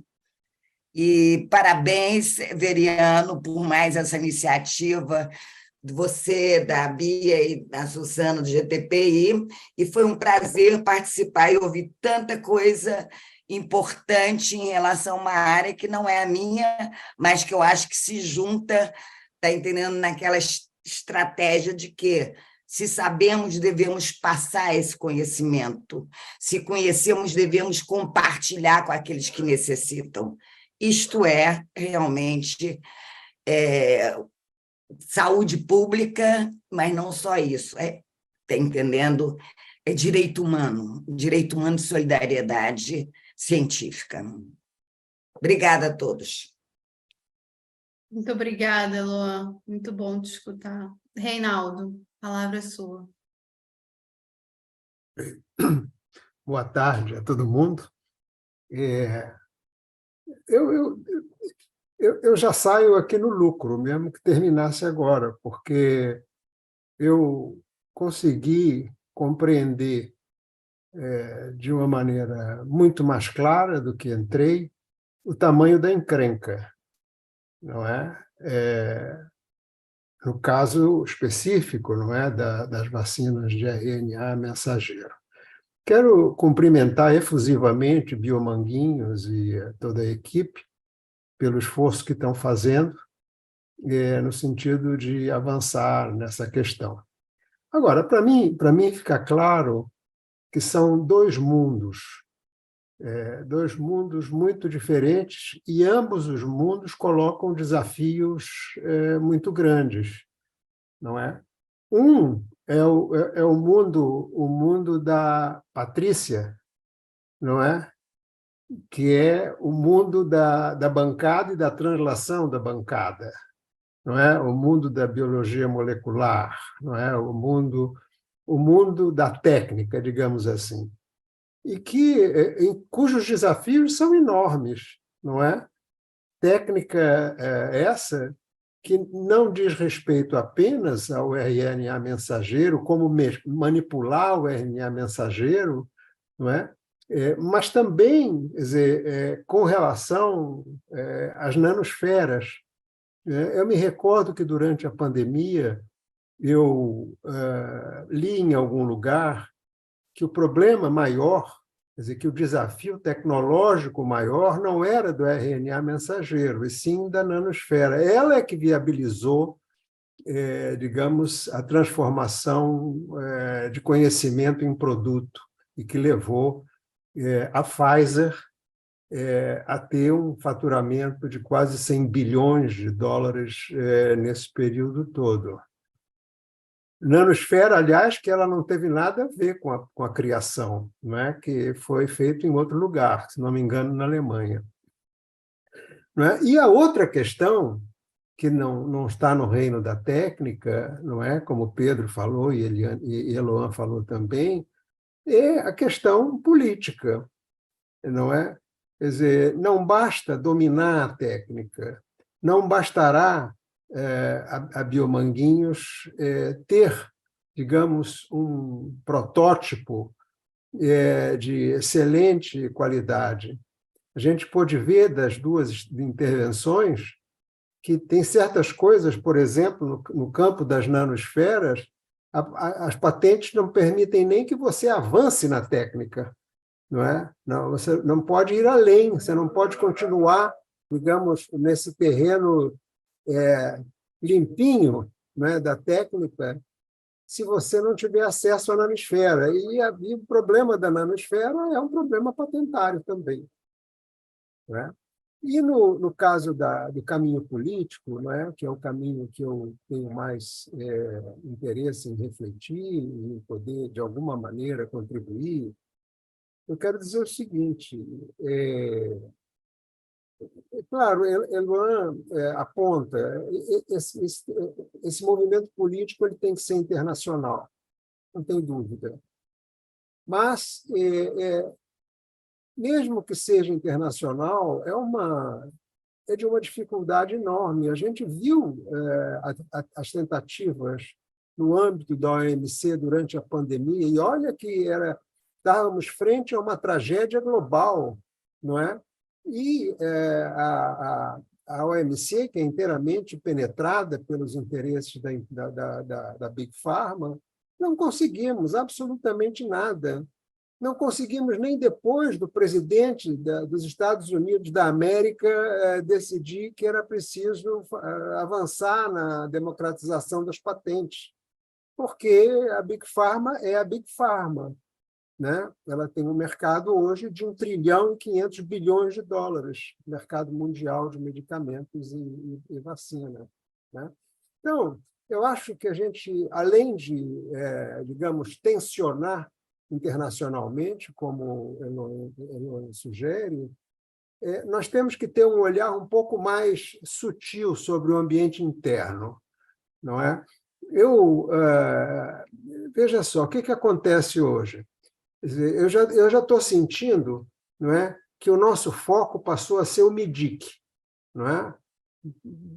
Porque o MIDIC que cuida do INPI, o MIDIC é quem cuida do BNDES, né? Então, e é verdade, é o MIDIC. Mas nós não devemos esquecer que a tarefa do MIDIC com relação a essa questão das patentes, ao menos das patentes no campo da saúde pública, né, ele está muito vinculado à política de desenvolvimento produtivo do Ministério da Saúde. Tá certo? E digo mais, né, eu estive em Brasília no começo de maio deste ano, quando foi refeito o GSIS, o Grupo Executivo do Complexo Industrial da Saúde, agora chamado de G6, eu não sei, Complexo Econômico Industrial da Saúde, não é? E ele é presidido pelo MIDIC, mas evidentemente que o Ministério da Saúde, Anísia e Carlos Gadelha, eles têm uma voz muito forte dentro dessa questão, não é? Então, eu acredito que nós devemos, em primeiro lugar, não é, ter um diálogo com o Ministério da Saúde sobre esse tema, não é, antes de irmos ao MIDIC, antes de conversarmos com o vice-presidente e ministro do Desenvolvimento, Indústria e Comércio, não é? Porque eu acredito que se pode ter algum tipo de excepcionalidade que me parece importante, não é? Veja bem, no acordo comercial do Mercosul com a União Europeia, não é? Depois de muita luta, se conseguiu uma excepcionalidade, não é? Em vários aspectos, não de patente, mas em vários aspectos, por exemplo, compras governamentais, no campo da saúde pública, não é? Eu acredito que algo parecido possa ter sucesso nesse debate político. Inclusive porque hoje a posição do Brasil ela é uma posição no cenário internacional muito mais forte do que em tempos anteriores, tá certo? Quer dizer, a gente pode hoje ombrear com a África do Sul, que tem sido, eu acho que a campeã nessa questão de patentes desde o TRIPS, não é? Mas a gente tem um prestígio muito grande. O presidente da República no Brasil hoje é um personagem em que as grandes lideranças internacionais escutam. Então, o caminho que eu sugeriria era esse, quer dizer, que a BIA GTPI, primeiro, marcasse uma conversa com... Acho que já conversou, mas marque outra com esse ponto específico, com Nízia e com Carlos Gadelha, para alinhar, para saber quais são as possibilidades, para saber o que é que o Ministério da Saúde está pensando a esse respeito, não é? E depois irmos também ao MIDIC, já com essa orientação, para fazer com que o G6 possa trazer para si essa questão das patentes e, particularmente, tomando como case, não é? Como caso, não é? A vacina, o desenvolvimento local da vacina de RNA mensageiro contra a Covid, e, eventualmente, contra outras patologias, conforme foi colocado. Não é? E eu tenho uma pergunta só para fazer para o Sotiris e para a Patrícia. Eu queria saber, com clareza, em que ponto nós estamos, do ponto de vista da técnica, do ponto de vista do desenvolvimento do RNA mensageiro e da nanosfera. Né? E, de repente, pensar um pouco na China também, se eles podem ajudar de alguma maneira. Não sei se podem, estou chutando. É isso. Obrigado, Suzana. Obrigado, Veriano. Bom, eu passo para o Francisco, em seguida a Patrícia, que tinha levantado a mão, mas baixou, mas deve querer comentar algo. Francisco, por favor. Obrigado, Susana. Paso a español. Un enorme gusto estar en esta reunión. Y quiero hacer una intervención corta. Me va a costar trabajo porque quisiera decir muchas cosas. La fundamental es que esta discusión de la tecnología del RNA mensajero a mí me ha parecido extraña, me ha parecido sorpresiva, me ha parecido confusa. Especialmente el enorme éxito que está teniendo desde la OMS y desde varias instancias internacionales para convertirse en la tecnología de moda, para convertirse en la tecnología a la que todos quisiéramos llegar rápido y a la que quisiéramos conseguir transferencia. La enorme popularidad de la tecnología. Y lo pregunto desde la situación de un país como Colombia, que no es un país de los más pobres, pero que no está embalado en la carrera de estar al día en las más altas tecnologías y en las más altas regulaciones, y que está haciendo esfuerzos de soberanía farmacéutica y de soberanía en la producción de vacunas. Y que la pregunta es, bueno, tratamos de construir plantas para fabricar vacunas con RNA mensajero o con otras tecnologías.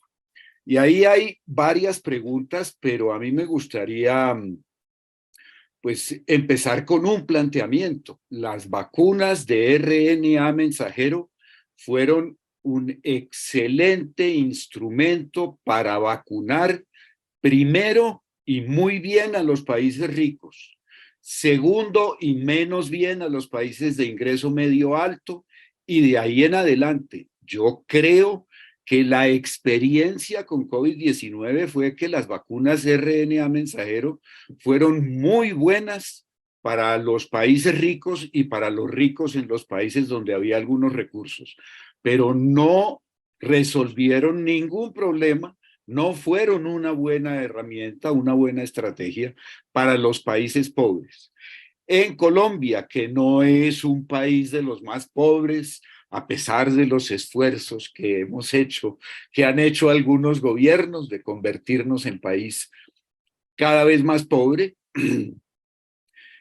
las vacunas de RNA mensajero llegaron a las grandes ciudades, entre otras razones porque las cadenas de frío que se requieren para las vacunas de RNA mensajero están fuera del alcance de un país como Colombia, que no es un país pobre. Y estas vacunas no se distribuyeron en zonas rurales, no se distribuyeron en municipios pequeños, y esto no va a cambiar rápidamente.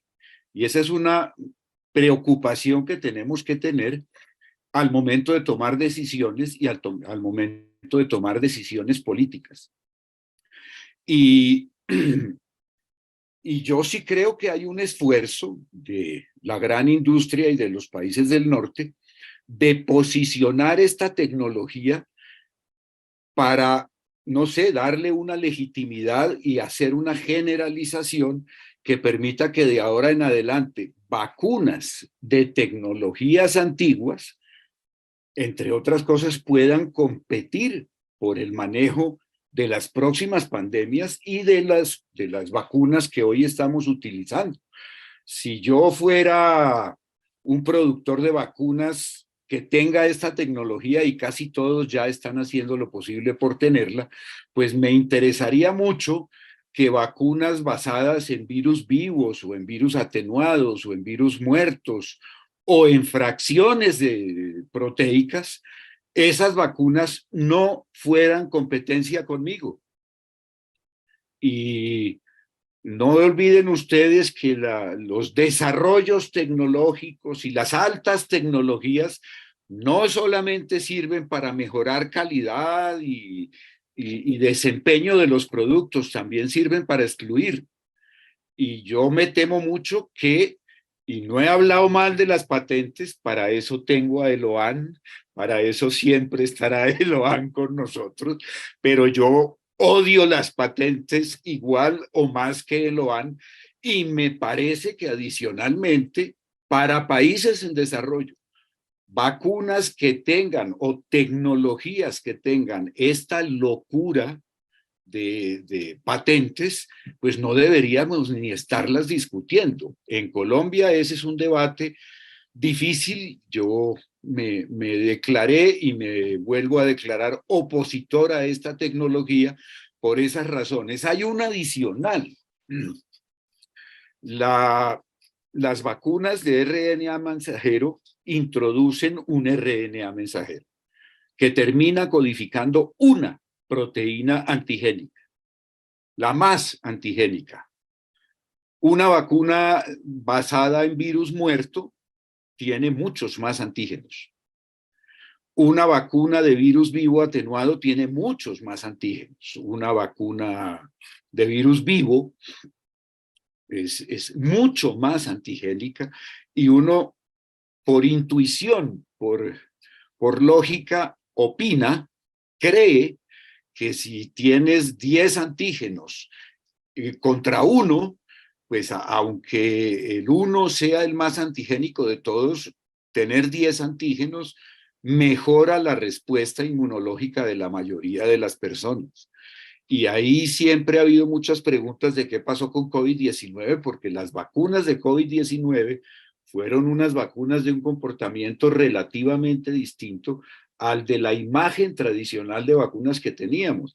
No teníamos claro si esto era una vacuna de las que una vez se adquiere la enfermedad jamás se vuelve a tener, y con la vacuna tienes una pequeña enfermedad que te evita el problema por el resto de la vida. Ese no es el caso del COVID-19.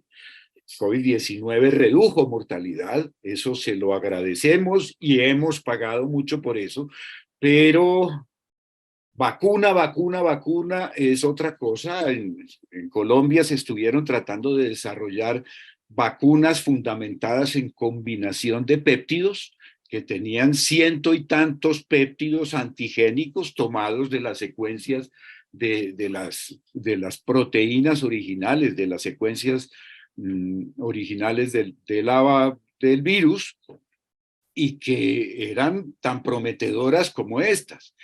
Las vacunas de RNA mensajero se producen más rápido, y eso es importante, y producen cantidades enormes con muy pequeña, con mucho menos espacio y mucho menos cantidad de... Uno pudiera decir que a menor costo, pero con esta locura de patentes, el costo no fue la ventaja, el costo fue el problema por culpa de las patentes.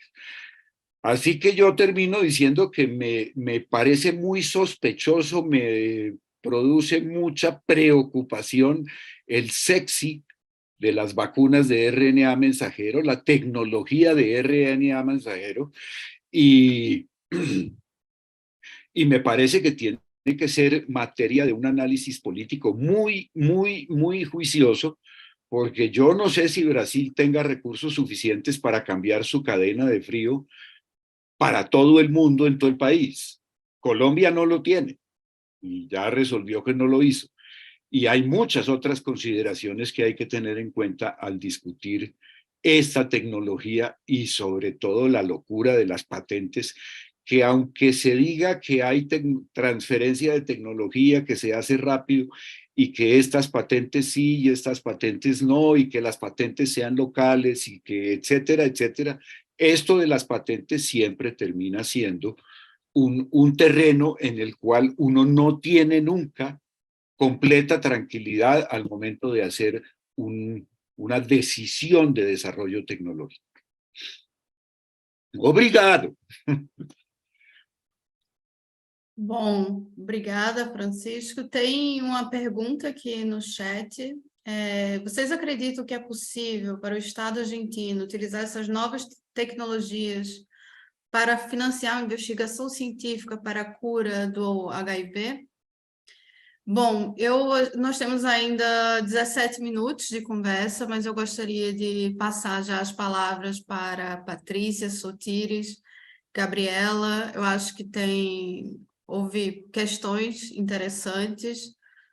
O Francisco colocou aqui uma desconfiança, talvez a Patrícia Neves possa nos esclarecer a segurança das vacinas e a importância delas. Eu só tenho uma questão, talvez, também para vocês, que a Gabriela Chaves tocou num ponto interessante, em relação à territorialidade das patentes. E, assim, eu gostaria de perguntar a vocês, assim, qual o caminho que o Brasil, que o Estado brasileiro poderia adotar para favorecer o que o Sotires colocou em relação à produção local, os desafios que a gente enfrenta para garantir a soberania em saúde, e o desenvolvimento e a pesquisa que a Patrícia Neves também explicou. Assim, de certa forma, a Gabriela colocou ao final também o que pensa sobre isso, mas eu acho que é uma reflexão interessante para a gente finalizar essa discussão, que é qual o caminho que o Brasil poderia adotar em termos de territorialidade da patente para favorecer a produção local e a sustentabilidade pública em saúde. O Veriano tem uma questão... Susana, não, só para complementar a tua pergunta e a pergunta argentina, porque fala que um país sozinho poderia fazer esse desenvolvimento tecnológico ou deveria ser uma estratégia regional? Eu acho que também tem a ver com o que tu está perguntando, se o caminho é o Brasil mesmo, ou teria que ser em cooperação regional ou continental, intercontinental, não sei. Obrigada, Veri. Não, muito obrigada por complementar. Passo já a palavra para o doutor Sotires, que quer levantar a mão. Obrigado, Susana, obrigado pelas perguntas. Eu vou deixar a pergunta do Dr. Reinaldo para a Patrícia sobre o desenvolvimento da vacina, mas só para responder uma parte do Francisco, primeiro, ninguém diz que a vacina de RNA é para substituir as outras vacinas tradicionais. No caso da Covid-19, por exemplo, vacina atenuada seria muito difícil, porque Covid-19 era nível de biossegurança 3.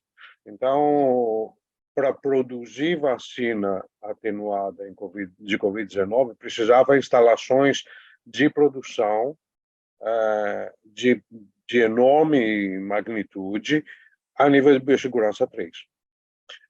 Que era o mesmo problema com a atenuada, porque a inativada, porque para inativar, primeiro precisava produzir o vírus, depois inativar. E a gente não tinha, no país, eu acredito, na América Latina,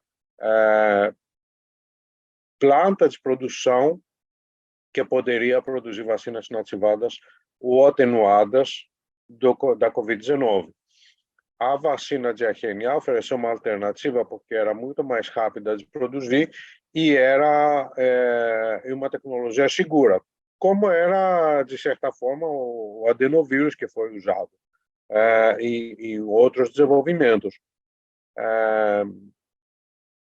Então, por isso que, por exemplo, o adenovírus foi usado para a vacina de ebola. vacina atenuada tem mostrado uma longa duração que até agora as vacinas de RNA não têm mostrado. A gente não sabe ainda se isso é algo que pertence somente ao Covid-19 ou à tecnologia. E até a gente ter outras vacinas de RNA para outros vírus, para mostrar quanto é a duração dessa imunidade, a gente não sabe. A gente só tem os dados Covid-19, que depois de 6 meses, 8 meses, a imunidade começa a decair. Então, as vacinas de RNA oferecem umas vantagens, são mais rápidas, são rápidas de atualizar e eram fáceis de produzir. Isso não quer dizer que vão substituir outras vacinas mais tradicionais para todos os outros agravos ou infecções que a gente está enfrentando. Por exemplo, a gente está tentando ter uma vacina de RNA para a febre amarela, mas a gente pensa que isso vai cumprir uma necessidade para grupos de risco, grupos alérgicos ao ovo, que a vacina de febre amarela nossa é produzida, não que ia necessariamente substituir a vacina atenuada, que tem uma durabilidade de 10 anos mínimo, ou, de acordo com a OMS, é vitalícia. Então, realmente tem umas partes para a gente considerar. Duas outras partes que entraram nessa pergunta, uma era preço, e aí eu devo falar que, pelos cálculos publicados por um estudo do Imperial College, uma vacina de RNA deveria ser por volta de $1,20. Fiocruz, que não é uma instituição for profit, venderia isso com o máximo de 20%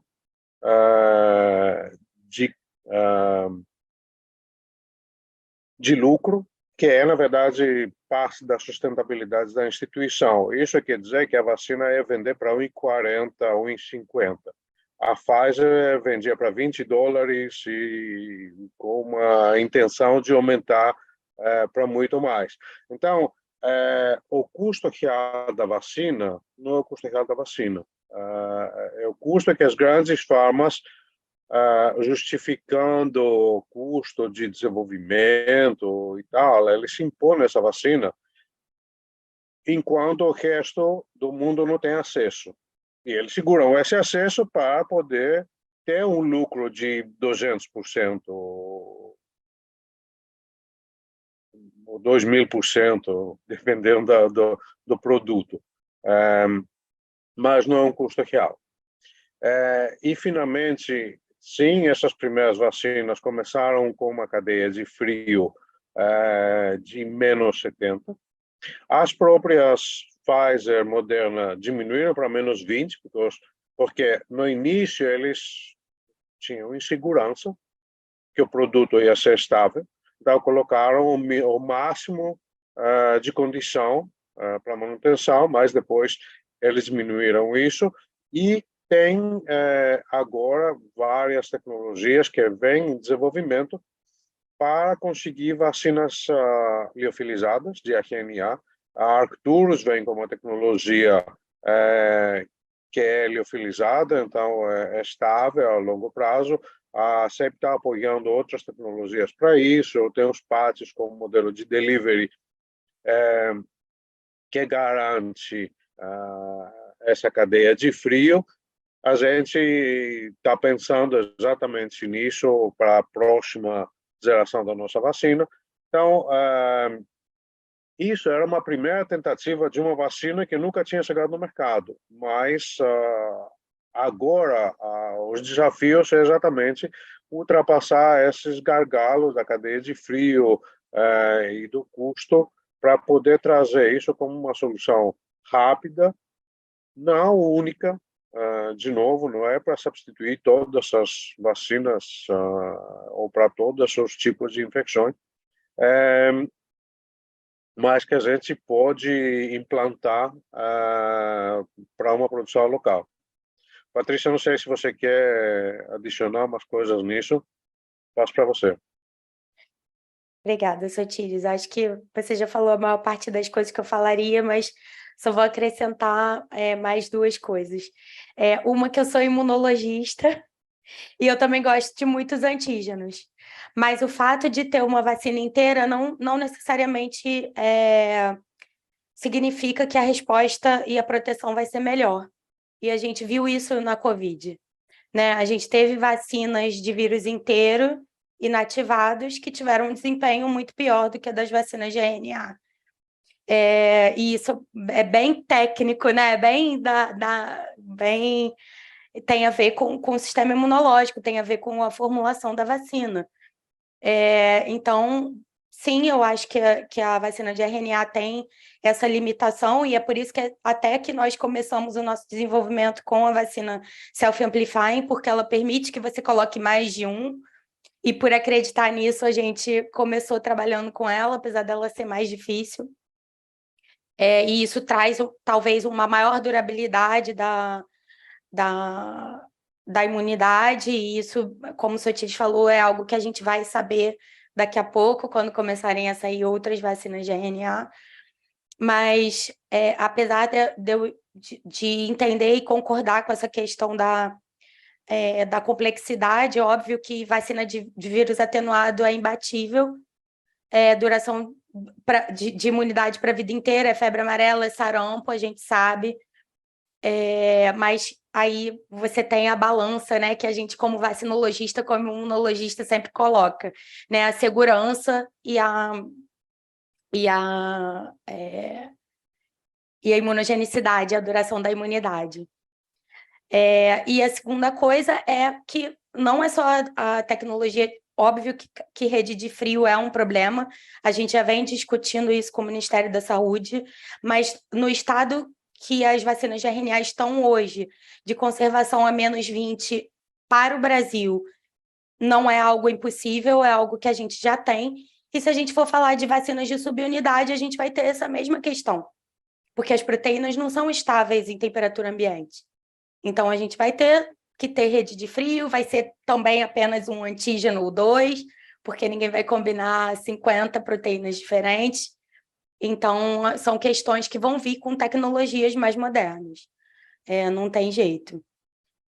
Respondendo ao Dr. Reinaldo, a gente já domina a produção da nanopartícula lipídica, a gente domina a produção do RNA, o desenho do RNA foi feito por nós, nós já recebemos o nosso encapsulador em boas práticas de fabricação, estamos recebendo no mês que vem o nosso equipamento para produção do RNA, também em boas práticas de fabricação.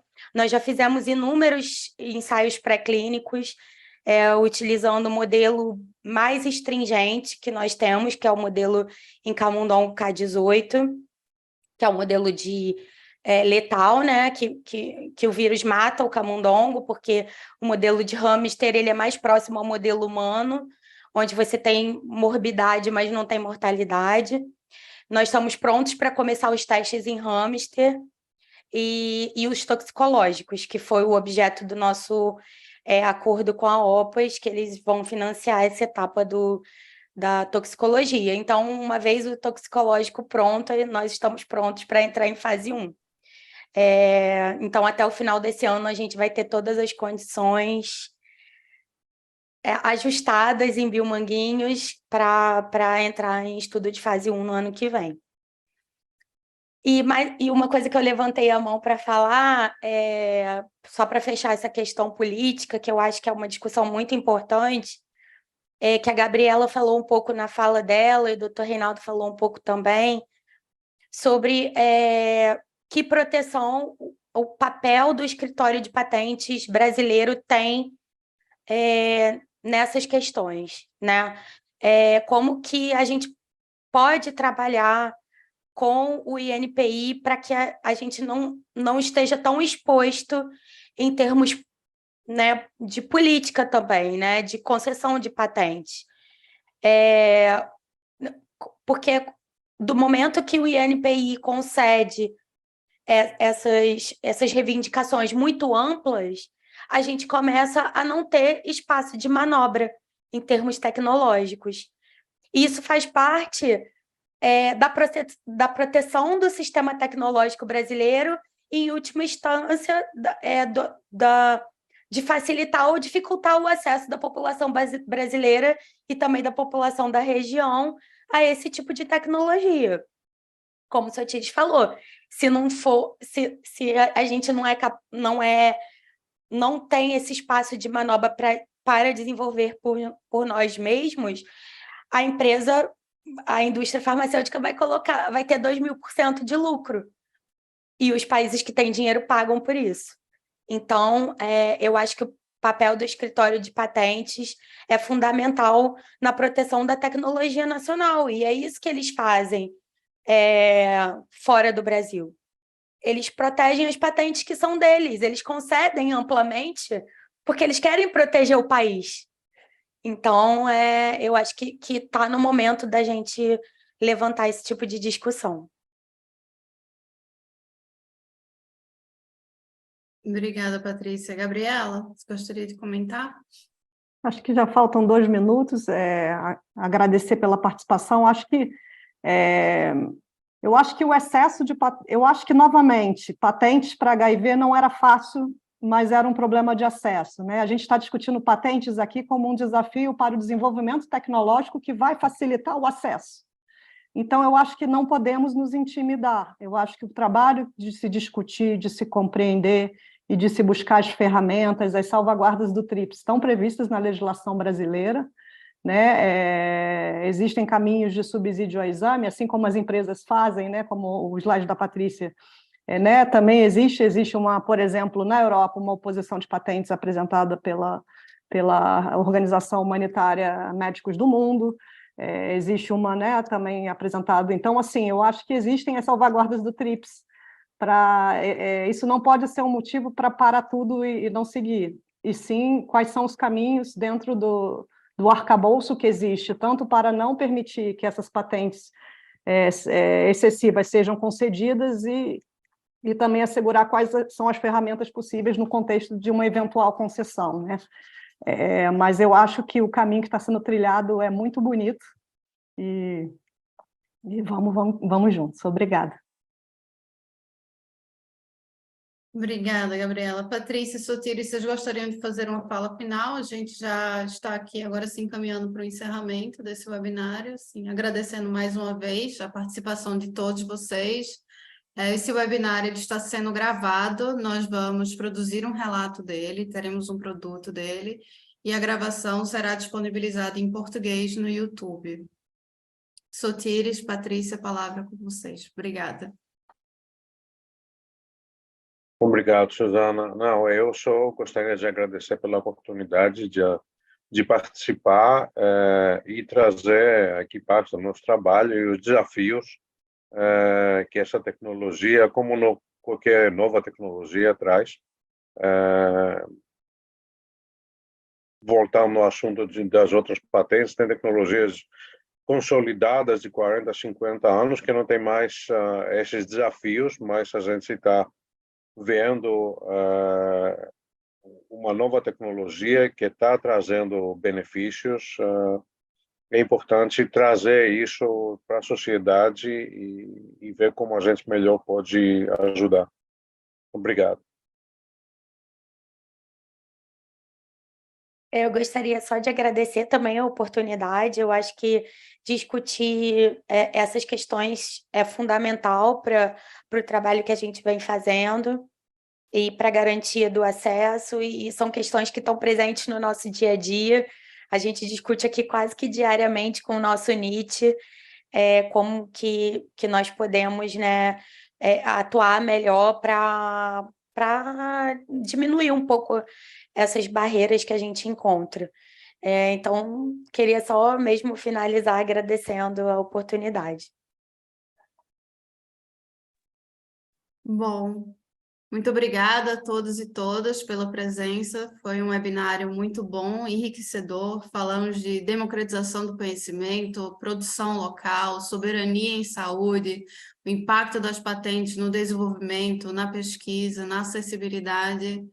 É muito bom poder contar com todos vocês. Mais uma sessão de aprendizado. Espero reencontrá-los brevemente numa próxima. Quem sabe no presencial, ainda melhor.